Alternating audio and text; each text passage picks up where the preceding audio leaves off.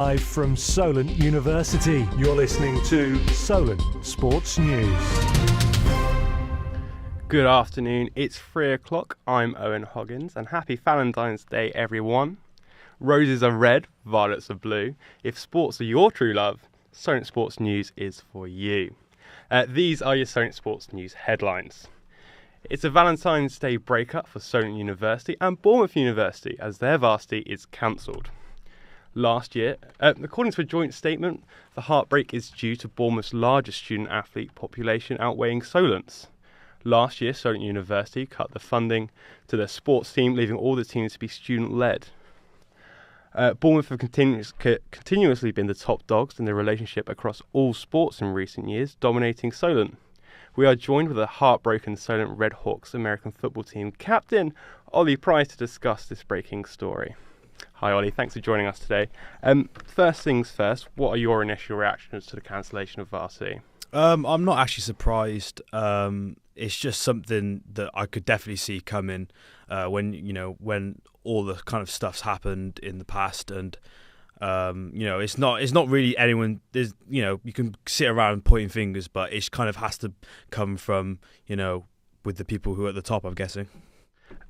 On that point, with Solent University cancelling or leaving the sports sides to all be student-led, do you feel like the university shot themselves in the foot with this varsity and it was always on the cards for it to be cancelled?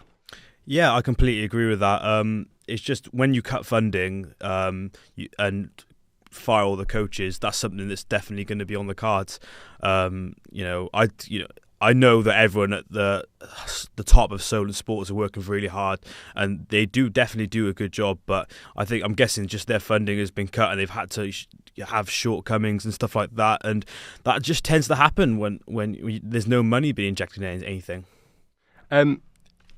Is there an expected rebound for Solent University as Bournemouth University move on to bigger and better things? Do you think? I think you look at universities nearby, Winchester and Chichester. Obviously they play each other. Maybe could make it into like a thruple tournament, if you may. 3 teams all going against each other. That could be something that very exciting. No one's ever done that before, and it's better than just Solent, playing by itself, I guess. Very interesting. A threesome for Solent University on the cards, maybe. Chloe Jones will have more on this story at 4 o'clock for us. Moving on to cricket now. Hampshire County Cricket have signed an 18-year-old South African wicket-keeping wonder kid. Lewin de Pretorius joins Hampshire's T20 squad to add his batting talents to the Hawks for the 2025 T20 Blast, after impressing in this year's South African T20 in the winter. English club cricket is looking at a £46 million injection. This is thanks to the Hundreds auction evaluating the tournament's teams at £960 million. The likes of Tom Brady, Todd Bowley and the CEOs of Google and Microsoft have purchased stakes in the sides. Hampshire's Southern Brave were the last to be sold as the county's majority owners bought the ECB's stake. Ex-Nottingham Forest striker has been sentenced to prison for a sex video scandal.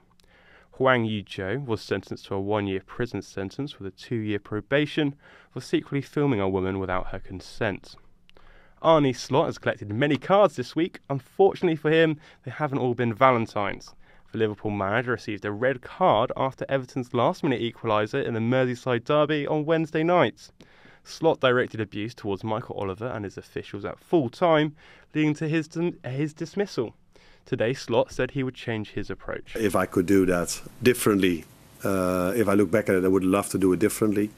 I'm hoping to do it differently next time as well. But what has exactly been said or what has happened, there's an ongoing process, and I don't want to disturb that. Pep Guardiola has been hit with another injury blow. As we head deeper into the Premier League season, sides' injury lists begin to balloon. Manchester City have lost Swiss international Manuel Akanji to a groin injury. Jack Grealish is also uncertain to be fit for the Citizens' clash with Newcastle tomorrow.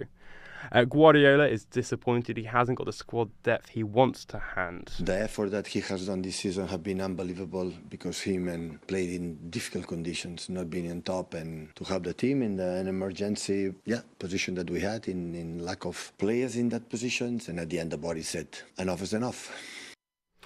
Bad news for Southampton fans as Taylor Harwood-Bellis and Jack Stevens are going to miss tomorrow's South Coast clash against AFC Bournemouth. Manager Ivan Juric is disappointed that the pairing will remain out of action. The last time that Southampton beat Bournemouth was 849 days ago. No, we had problem with the Harwood-Bellis. He's not ready yet, and I'm really disappointed about that. Lallana has little bit problem with the hamstrings. We will see tomorrow, and Leslie is good. Everything else is good. Aston Villa are frustrated with their fixture proposal rejection of the Premier League. The club wanted to rearrange their schedule for the upcoming fixtures, and it was turned down by the Premier League.